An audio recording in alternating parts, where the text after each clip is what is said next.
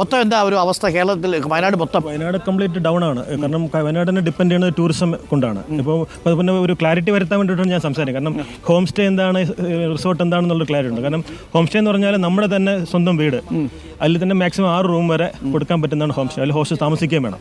6 room വരെ പറ്റുന്നത്. പിന്നെ നമ്മൾ വീടിൻ്റെ തൊട്ടടുത്ത് വേറെ ബിൽഡിംഗ് ഉണ്ടെങ്കിൽ അതിലും ഒരു 6 രൂപ കൊടുക്കും. അതിന് സർവീസ് ഇല്ല എന്ന് പറയും. അപ്പോൾ ഈ ഇവിടെ കൃഷി നശിച്ചപ്പോൾ ആൾക്കാർക്കൊരു തുണയായത് ഈ ടൂറിസം, ഈ ഹോം സ്റ്റേ പോലെയാണ്. അപ്പോൾ അതിപ്പോൾ തകർന്നു കിടക്കുകയാണ്. കാരണം ഈ വിദേശിലൊക്കെ വരുന്ന ഒരു ഹോം എക്സ്പീരിയൻസ്, ഇവിടുത്തെ ഒരു ഗ്രാമീണ എക്സ്പീരിയൻസ് നേടാൻ വേണ്ടിയിട്ടാണ്.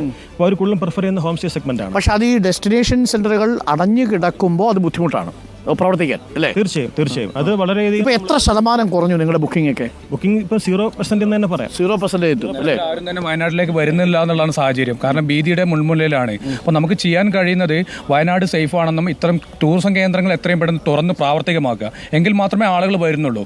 ആളുകൾ പേടിയോടെ നോക്കിക്കാണുന്ന സാഹചര്യം മാറണം.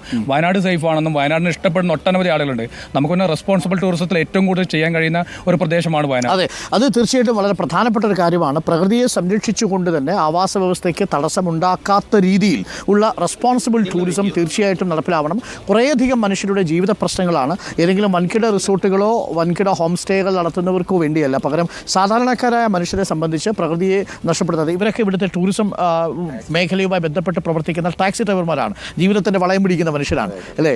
ഇപ്പോൾ എങ്ങനെയുണ്ട് ഓട്ടോ ഒക്കെ? സാറേ, ഈ ഉരുൾപൊട്ടിയതിന് ശേഷം വളരെ മോശമായ അവസ്ഥയാണ്. 22 ദിവസമായി ഈ പടിഞ്ഞാറത്തെ സ്റ്റാൻഡിൽ തന്നെ വണ്ടി ഓടിയിട്ട് വയനാട് ജില്ലയെ മൊത്തത്തിൽ ബാധിച്ചിരിക്കുകയാണ് ഈ ഉരുൾപൊട്ടിയ അവസ്ഥ. അപ്പോൾ ഞങ്ങൾക്ക് പറയാനുള്ളതെന്ന് വെച്ച് കഴിഞ്ഞാൽ, ഞങ്ങളൊക്കെ ഉപജീവനം നടത്തുന്ന 10-15 വർഷമായി ഈ ടാക്സി ടൂറിസവുമായി ബന്ധപ്പെട്ടാണ്. ഞങ്ങളെപ്പോലുള്ള ഇത്രയും ആളുകൾ. നമ്മുടെ പേരെന്താ? എൻ്റെ പേര് രാജേഷ്. പരിചയപ്പെട്ടില്ല. പേര്? രഞ്ജിത്ത്, ജിതിൻ, സിൻറ്റോ, ജിജോ, മനു, രതീഷ്, ലിബിൻ, ഷിബിൽ. ഓക്കെ, നിങ്ങൾ എല്ലാവരും ടാക്സി ഡ്രൈവേഴ്സാണ്. ഈ പടിഞ്ഞാറത്തറ സ്റ്റാൻഡിലാണോ ഉള്ളത്? ടാക്സിയായി ബന്ധപ്പെട്ട് ഉപജീവനം നടത്തുന്ന ആളുകളാണ്. പണ്ട് ഒരു ദിവസം ശരാശരി എത്ര ഓട്ടം കിട്ടുമായിരുന്നു? ഒരു ദിവസം നമുക്ക് ചെലവ് നടത്താനുള്ള ഒരു ഓട്ടം എങ്ങനെയാലും ഒരാഴ്ചയിൽ കിട്ടുമായിരുന്നു. ഇപ്പൊ എന്താ അവസ്ഥ? ഇപ്പൊ പറ്റാത്തതാണ്. കഴിഞ്ഞ ഒരു 20 ദിവസമായിട്ട് ഓട്ടമേ ഇല്ല. ആണോ? ഒരു ഓട്ടം പോലും ഓടിയിട്ടില്ല 20 ദിവസമായിട്ട്. നിങ്ങൾ സാധാരണ എവിടം വരെയൊക്കെയാണ് പോകാറുള്ളത് ടാക്സി എടുത്ത്? എയർപോർട്ട് പോകാറുണ്ടോ? എയർപോർട്ട്, പിക്കപ്പ്, ഡ്രോപ്പ്, പിന്നെ നമ്മുടെ വയനാട് സൈറ്റ് സീൻസ് എല്ലാം നമ്മൾ തന്നെയാണ് പോകുന്നത്. കഴിഞ്ഞ ഒരാഴ്ചയായിട്ട് അങ്ങനെ ഒട്ടുമില്ല. ഒട്ടുമില്ല. വണ്ടി അനങ്ങിയില്ല. 22 ദിവസമായിട്ട് ഈ സ്റ്റാൻഡ്. വണ്ടിക്കൊക്കെ CC ഉണ്ടാവില്ലേ? എല്ലാവർക്കും ഉണ്ട്. അപ്പൊ എങ്ങനെ അടയ്ക്കും ഈ മാസം? ഈ മാസം അടച്ച്. അടുത്ത മാസം എന്ത് ചെയ്യും? അടുത്ത മാസം അതാണ്. എത്ര ലോൺ ഉണ്ട്? മാസം എത്ര അടയ്ക്കണം? മാസം ഒരു 50,000-60,000 അടുത്ത് മൊത്തം ഉണ്ട് അല്ലേ? അടയ്ക്കണം. CC അടയ്ക്കണം. CC അടയ്ക്കാൻ എന്താ വഴി? വണ്ടി ഓടണം. വണ്ടി ഓടാൻ എന്താ വഴി? ഡാം തുറക്കണം. ഇവരുടെ എല്ലാവരുടെയും ആവശ്യം അത് തന്നെയാണ്. മാസം ഒരുപാട് വലിയ തുക ഉപയോഗിച്ചുകൊണ്ടാണ് ഇവരുടെ ഈ CC ഒക്കെ അടഞ്ഞു പോകുന്നത്. ഇത് 20 ദിവസമായിട്ട് അടഞ്ഞു കിടക്കുമ്പോൾ കഴിഞ്ഞ മാസം ഈ എത്ര രൂപ കിട്ടിയിട്ട് കാണും?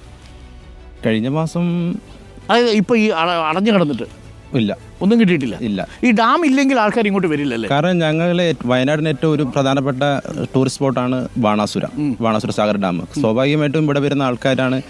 ഇവിടെ വയനാട്ടിൽ വന്നിട്ട് ഇവിടെ എന്തായാലും വരുന്ന ആൾക്കാരാണ് 95% ആൾക്കാരും ഉള്ളത്. കാരണം അങ്ങനെ വരുമ്പോൾ ഞങ്ങൾക്ക് സ്വാഭാവികമായിട്ട് ഞങ്ങളുള്ള കച്ചവടക്കാർ, വണ്ടിക്കാർ വളരെ പ്രധാനപ്പെട്ട കാര്യമാണ്. അപ്പോൾ നോക്കൂ, സമസ്ത മേഖലകളെയും മരവിപ്പിച്ചിരിക്കുകയാണ്, യഥാർത്ഥത്തിൽ തളർത്തിയിരിക്കുകയാണ് ഈ ബാണാസുര സാഗർ ഡാം അടക്കമുള്ള ടൂറിസം ഡെസ്റ്റിനേഷനുകൾ അടഞ്ഞു കിടക്കുമ്പോൾ. അതിൽ KSCBയുടെ പദ്ധതിയുണ്ട്. എക്കോ ടൂറിസം സെൻ്ററുകൾ 10 ഡെസ്റ്റിനേഷനുകൾ അടഞ്ഞു കിടക്കുകയാണ്. അതെല്ലാം തുറക്കാനുള്ള നടപടികൾ ഉണ്ടാവണം. റെസ്പോൺസിബിളായ ഉത്തരവാദിത്വമുള്ള ടൂറിസത്തിൻ്റെ മേഖലയിൽ ഇവിടെയുള്ള സാധാരണക്കാരായ മനുഷ്യർ, അവരുടെ ജീവിതം നമ്മൾ അറിയാതെ വല്ലാത്ത രീതിയിൽ ദുർബലമായിക്കൊണ്ടിരിക്കുന്നു. തീർച്ചയായും വലിയ പ്രകൃതി ദുരന്തങ്ങളുടെ മുന്നിൽ നിൽക്കുമ്പോൾ വയനാടിനെ നമുക്ക് വീണ്ടെടുത്തേ മതിയാവൂ. സർക്കാരിൻ്റെ ഇടപെടലുകളും തീരുമാനങ്ങളും ഉണ്ടാവണം. സുരക്ഷിതമായ കേന്ദ്രങ്ങൾ തുറന്നു കൊടുക്കാൻ കഴിയണം. അതിനുള്ള പഠനങ്ങൾ അതിവേഗം പൂർത്തിയാവണം. അതിൽ ഒരു തരത്തിലുള്ള അനാസ്ഥയും അരുത്, അലസതയും അരുത് എന്നതാണ് നമുക്ക് വയനാട്ടിൽ നിന്നുകൊണ്ട് സർക്കാരിനോട് കൂടി പറയാനുള്ളത്. അല്പസമയത്തിലുള്ള ടൂറിസം വകുപ്പ് മന്ത്രി കൂടി നമുക്കൊപ്പം ചേരും. നമ്മളോടൊപ്പം ഈ ടൂറിസത്തിൻ്റെ പ്രധാനപ്പെട്ട കക്ഷികൾ എല്ലാവരും ഉണ്ട്. ഒരു വലിയ ആൾക്കൂട്ടം തന്നെ ബാണാസുര സാഗർ ഡാമിൻ്റെ തൊട്ട് താഴ്വാരത്തിലുണ്ട്. ഈ സാധാരണ ഇതിൽ ഈ സമയമൊക്കെ ആകുമ്പോൾ ഇവിടെ വലിയ തിരക്കാണല്ലേ? ഒരൊറ്റ ടൂറിസ്റ്റ് ആൾ ഇവിടെ വന്നിട്ടില്ല ഈ പരിസരത്ത്. എല്ലാം ഇതുമായി ബന്ധപ്പെട്ട് ജീവിക്കുന്നവരാണ്. ഇങ്ങോട്ട് വണ്ടിയൊന്നും വരാറേ ഇല്ലല്ലേ ഇപ്പോൾ? ഇല്ല. ശരിക്കും വയനാട്ടിലെ ഒരു സീസൺ തുടങ്ങുന്നത്, അതായത് ഒരു സീസൺ തുടങ്ങാൻ പോവുകയാണ്. ഈ ഓണക്കാലം ആകുന്നതോടു കൂടിയാണ് ഇവിടെ ആളുകൾ എത്തി ഈ പ്രകൃതി ഭംഗിയൊക്കെ ആസ്വദിക്കുന്നത്. ആ സമയത്ത് ഈ ഈ ഡാം അടഞ്ഞു കിടക്കുന്നതോ ഈ പരിസരങ്ങളിലേക്ക് ടൂറിസം സാധ്യത ഇല്ലാതെ പോകുന്നതോ ഒരുപാട് പേരെ വല്ലാതെ ബുദ്ധിമുട്ടിലാക്കും. കാർഷിക പ്രതിസന്ധി മൂലം മനുഷ്യർക്ക് സംഭവിച്ചത് എന്താണെന്ന് പ്രേക്ഷകർക്ക് അറിയാം. ഈ സമയത്ത് തന്നെ നമ്മൾ ഇടപെടുക എന്നതാണ് അതിനുള്ള മാർഗം. നമ്മൾ സർക്കാർ സംവിധാനങ്ങളിൽ ഉദ്യോഗസ്ഥരെ മാത്രം ആശ്രയിച്ചിരിക്കരുത്. ജനപ്രതിനിധികളെയും വിദഗ്ധരെയും ഉൾപ്പെടുത്തിക്കൊണ്ട് പഠനം നടത്തി വളരെ പെട്ടെന്ന് ഈ തീരുമാനങ്ങൾ എടുക്കുക എന്നതാണ്. അതിൽ അമാന്തമരുത് എന്ന് ഒരിക്കൽ കൂടി പ്രേക്ഷകരോടും സർക്കാരിനോടും നമ്മൾ ഓർമ്മിപ്പിക്കുന്നു.